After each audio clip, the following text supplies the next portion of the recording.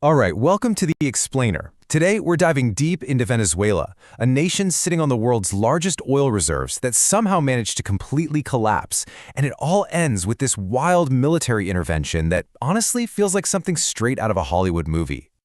So, this really is the central question, isn't it? I mean, how does a country that's literally sitting on more oil than Saudi Arabia just completely fall apart?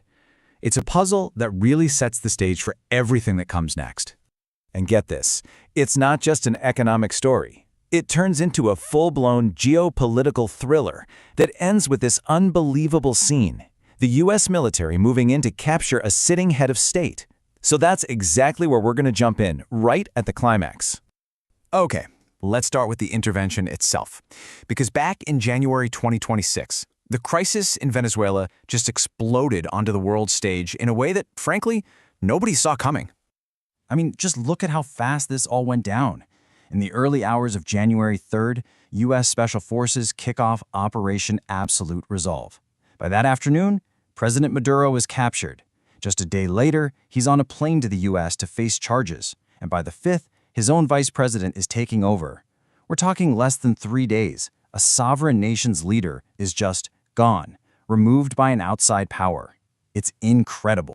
So what was the official reason for all this? Well, the U.S. administration at the time was very careful not to call it an invasion or, an act of war. Instead, they framed it as this massive law enforcement action. The argument was, hey, we're not targeting a country here. We're targeting a criminal network that has basically hijacked the entire Venezuelan government. And this quote from the U.S. president at the time, wow. It really tells you everything you need to know about the sheer scope of this plan. See, the goal wasn't just to grab Maduro. It was for the United States to literally run Venezuela, at least for a while. That is a massive declaration of intent. We're talking about directly overseeing the entire political transition of another country. But here's the thing. For an intervention like this to even be on the table, a country has to be brought to its absolute knees first. So how did Venezuela, a nation just swimming in oil, get to that point of total ruin? I mean, the change here is just staggering. It's hard to even wrap your head around. On one hand, you had Venezuela as an oil powerhouse, one of the richest nations in Latin America. For decades, right, that oil money funded everything: infrastructure, social programs, you name it. And then there's the now, a state of almost total collapse. When the oil prices crashed and, mismanagement really took over, the whole system just broke. We're talking chronic shortages of food, medicine, a power grid so fragile that nationwide blackouts became a regular thing. Okay, this number is really at the heart of the whole economic catastrophe: 1,600,000%. That's not just inflation. That's hyperinflation on a scale that's, it's almost impossible to imagine. Basically, the government just kept printing money to pay its bills, and in doing so, made their own currency totally worthless. Think about it. Money you earned in the morning could be worth practically nothing by the afternoon. Your entire life savings? Wiped out. Gone. The very idea of money just evaporated. Now, this kind of economic implosion, it doesn't happen in a vacuum, right? It went hand in hand with a political system that was also completely falling apart, creating what was basically a full-blown democracy in crisis. And the 2024 presidential election, that was really the tipping point. So you've got the opposition candidate, Edmundo Gonzalez, who says, hey, we won. Here are the numbers to prove it. And he's got a lot of foreign governments backing him up. But on the other side, the government, which controls all the official channels, just declares the incumbent, Nicolas Maduro, the winner. All of a sudden, you have two different people claiming to be the legitimate president. The country was just fractured right down the middle, with absolutely no clear path forward. So, with its legitimacy in tatters after that election, what does the government do? It tightens its grip. Hard. Human rights groups started documenting this awful pattern of repression. People being detained for no reason, political opponents being tortured, even extrajudicial killings. Suddenly, just speaking out against the government became something that could get you killed.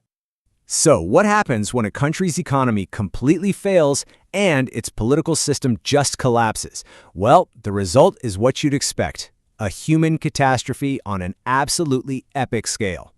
And this really gets to the heart of it. Just ask yourself, what would it take for you to leave everything behind, your home, your family, your entire life, and just walk into the total unknown? Well, for almost 8 million people, the situation in Venezuela was the answer to that question. And that answer is this number right here, 7.9 million. That is not just a statistic. That's one of the largest human displacement crises in modern history, right up there with what we saw in Syria. And every single one of those numbers is a person, a family, a life just shattered by hunger and desperation. But here's the twist. Getting rid of Maduro, that wasn't the end of the story, not even close. It was actually the beginning of a brand new and deeply uncertain chapter with consequences that would ripple all across the globe. So instead of bringing stability, the U.S. intervention kicked off this new, incredibly chaotic reality. Maduro's vice president, Delcy Rodriguez, takes over, backed by the military. At the same time, U.S. forces are seizing control of the oil industry, the country's lifeline. And on the ground, you've got these armed pro-government militias, the colectivos, being sent out to crush any dissent. On top of all that, a media blackout is declared. It was chaos. And as you can probably guess, the rest of the world was immediately split right down familiar geopolitical lines. The U.S. obviously defended its actions, pointing to narco-terrorism, but its biggest rivals, Russia and China, they condemned it. They called it a flagrant violation of international law and a country's sovereignty. And then you had a whole bunch of other nations in Latin America and Europe who were just deeply concerned. They saw this as a really dangerous precedent that could just make the whole region even more unstable. So you might be asking, why? Why all this intense focus from global superpowers on this one country? Well, it always comes back to this number, $303 billion. That's the number of barrels of proven oil reserves in Venezuela. It is the largest on Earth. The fate of Venezuela is completely tied to the world's energy security, and that right there is why its crisis is everybody's business. And all of this leaves us right here with one of the toughest questions in all of international relations. When a nation completely collapses, who has the right to step in? It's a question about sovereignty, sure, but also about the responsibility to protect people from disaster. And what happens when the old rules of the world just don't seem to apply anymore? There are, as you can imagine, no easy answers. For the longest time, we thought we knew what made a country powerful, right? Big armies, massive weapons. But what if the true measure of strength today is completely invisible? That's what we're digging into, how the battle for the future isn't being fought with bombs anymore, but with bits and bytes. This is all about silicon supremacy. Think back to the Cold War. The whole game was about one thing: nuclear stockpiles. That was the equation for power. Simple. But the microchip? Man, it has completely flipped that script. The race for computational supremacy is the new arms race, and it's happening right now, whether we see it or not. Okay, so to really get this, we've got to throw out the old definition of power. Seriously, the playbook that was written during the Cold War, it's pretty much useless now. Yeah, for decades, this was it. This was the ultimate symbol of power. A nation's influence was literally measured in megatons. It was kind of terrifyingly simple, wasn't it? The more warheads you had, the more power you held. Period. But today, the game is measured in petaflops. And you're probably thinking, what on earth is a petaflop? Well, it's a mind-boggling unit of processing speed. We're talking 1 quadrillion calculations every single second. To put that into perspective, it would take you, with a calculator, over 30 million years to do what a 1 petaflop computer does in just 1 second.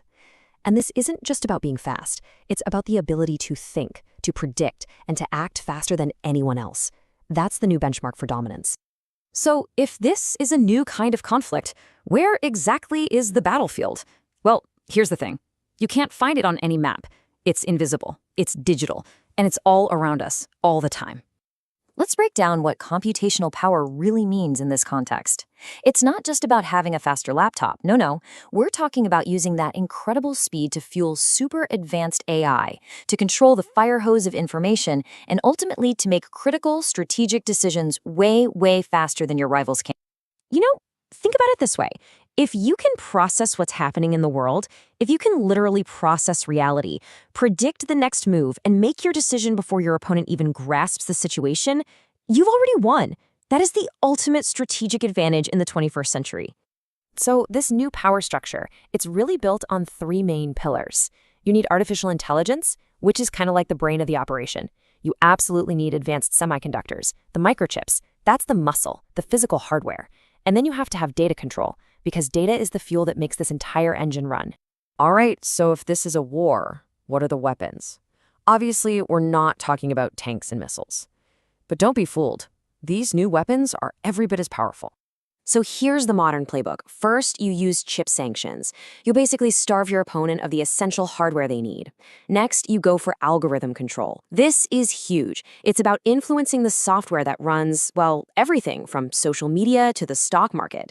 And finally, you aim for network dominance, controlling the physical stuff, the undersea cables and satellites that our entire digital world depends on. And we need to be crystal clear about the intent here. When you hear about new tech restrictions or trade rules, just remember this quote. These are not safety regulations. They are acts of strategic warfare designed to achieve dominance. This is all about playing offense, not defense. And all of this, the chips, the data, the algorithms, it all boils down to one massive question. Who controls the future? Because this isn't just a competition over technology. It's a fundamental fight to determine who gets to write the rulebook for our society. The stakes here, well, they couldn't be higher, because the power to control the code, that's the power to shape society itself, to set the rules for our economy, our politics, and maybe even our own perception of reality. It really makes you think. In a world that is increasingly run by software, the people who write that code are in effect becoming our new lawmakers. So that leaves us with this huge, lingering question. If code is the new law, who are the new lawmakers? And who holds them accountable? That's the challenge we all face in the age of silicon supremacy.